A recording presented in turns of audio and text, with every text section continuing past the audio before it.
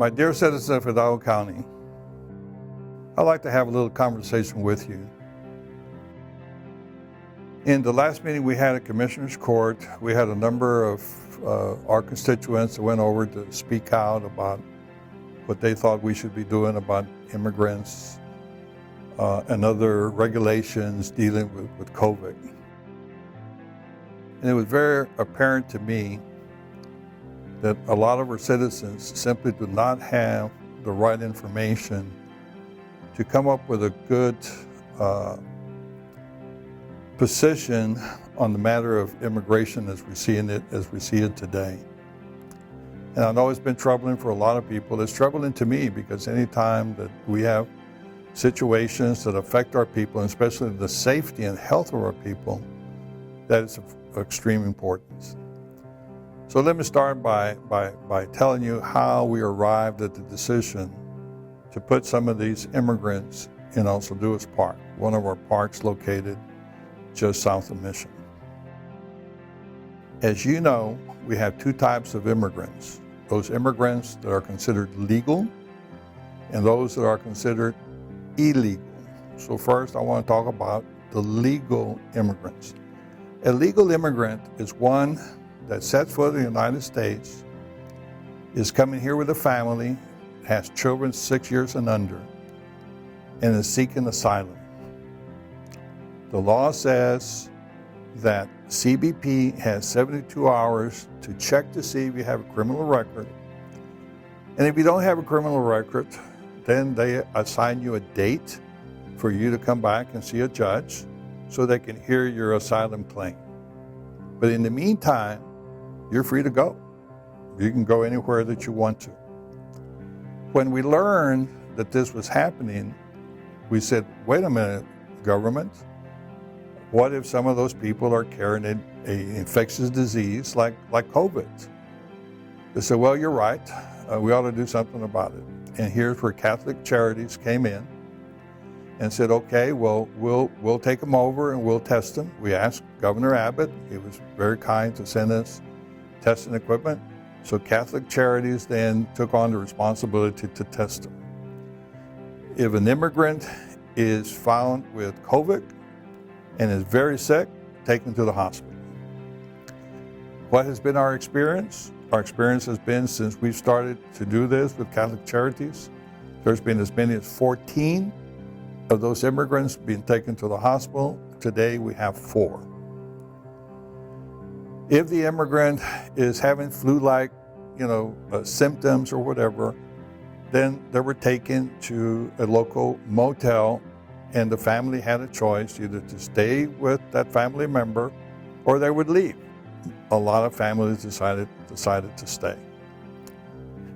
All of that was being managed fairly well. All of a sudden, the number of this asylum-seeking immigrants got to as high as 80,000. We have 22 cities in Hidalgo County, and many of them don't have 80,000 population. Can you imagine? Since February, we've had over 80,000 immigrants come through our ports here in Hidalgo County. So when we learned that Catholic Charities had reached a capacity, and we were seeing 1,500. Today we're seeing almost 2,000 per day. Before they had about an 8% infection rate. Here in the last couple of weeks, their infection rate has been 16%, which is not any higher than what we're seeing in the United States, but it's consistent with what we're seeing in the United States. So you do the math. When you have 2,000 people coming per day and 16% of them have COVID, Houston, we have a problem. Well, CBP has to release them. If Catholic Charities doesn't have any capacity to hold them, then they would be out there in the streets, or in our airport, or in our bus station, or in our neighborhoods. So we thought that was not in the best of the public health and the interest and safety of our citizens. So we partnered with the city of McAllen to try to find a suitable place that was safe, humane, and we felt that Los Luis Park which was pretty well isolated away from urban areas, would be a good place to temporarily have them there. Now, what I want everybody to understand, these immigrants are free to go and leave and do whatever they want to. They are here legally with no restrictions. They are basically agreeing voluntarily to go over there and convalesce or sit down until they test negative for COVID. So when you hear that one or two left that area, and you say, oh my God, here we go again. We're letting these immigrants go out to our community. Well, ladies and gentlemen, would you rather have 2 leave that camp or all 2,000 leave the camp if we didn't have the camp? So what I want you to know is that we're doing the best we can with a horrible situation.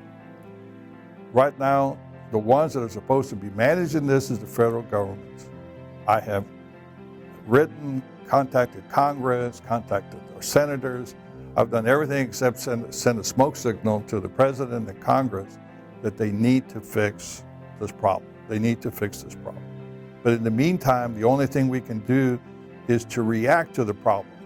You know what we're seeing right now? We have a leak. We have a water leak.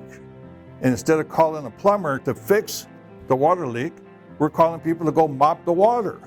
Okay?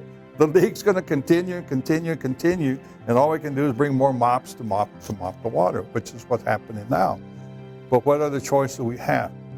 The choice that we have is to do nothing. And if we do nothing, then we're going to have as many as 2,000 immigrants go into our streets, in which sometime maybe 60% of them will have COVID, unless we put them in a secure area. And thank God we have Catholic Charity, the City of McAllen, the county working together to try to do this in a safe way. I hope that helps you understand the situation that we're in. And if somebody has a better idea, please let us have it. We're trying to do the very best we can under very, very difficult situations. Our Border Patrol people, our Customs people, they're tired. There's too many immigrants coming. There's too many immigrants coming. We have to stop the flow of immigrants. There's just too many for us to cope with and to deal with and to follow the law. They have to release them within 72 hours unless they have a criminal background. Then they can send them back. We are working with Texas Border Coalition, Border Trade Alliance. These are organizations of cities and counties who becomes advocates for us in Washington to advocate for the needs of border communities. They're helping us try to communicate with the federal government and the people from DHS to really, they need to change the law. Now let's go to the illegal immigrants.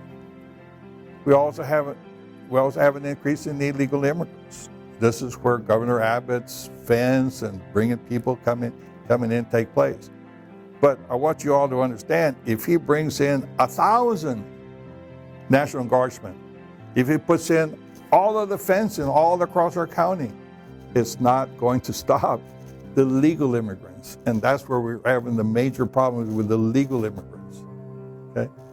The illegal immigrants are mostly single males, unaccompanied single males, that most of them are coming here for work. Okay? Those are also coming. There's also an element of criminal people, drug peddlers and other gang members. Yeah, that's part of the total. That's where Border Patrol should be spending its time, protecting us from those people. But they're having to redeploy their people in between the ports of entry to service the thousands of immigrants that are here legally. So we're taking them out of the field to administer to the legal immigrants, and that's why that's opening opportunities for the other ones, the illegal ones, to come here. So do we have a problem? Absolutely. Absolutely. But the problem, again, can only be solved by our federal government and the Biden administration. Thank you for listening.